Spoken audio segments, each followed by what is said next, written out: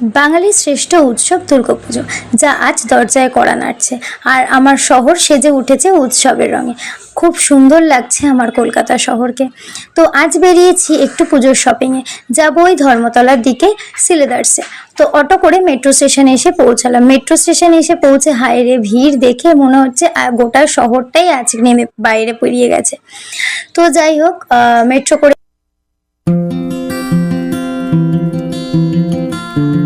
এসে পৌঁছালাম স্প্ল্যানেড।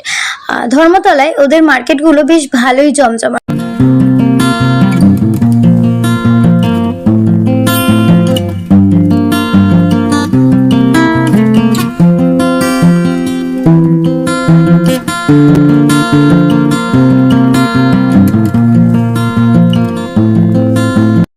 ওখানে এক কথায় ছেলেদের শার্টের কালেকশনগুলো অসাধারণ, খুব সুন্দর ছিল কালেকশনগুলো। 250 থেকে 350-র মধ্যে ওখানে শার্টের কালেকশন ছিল। আর মেয়েদের চুড়িদারের কথা তো বলার বাইরে, অসাধারণ কালেকশন। আমি নিজেই চোখ ফেরাতে পারছিলাম না, খুবই সুন্দর সুন্দর কালেকশন ছিল।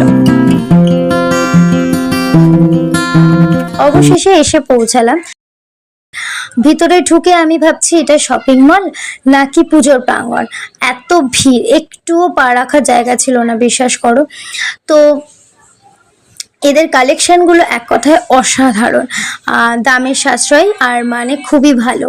তো আজকে বাবা মা আমার সবার জন্য জুতো কিনে নিয়ে ফিরলাম।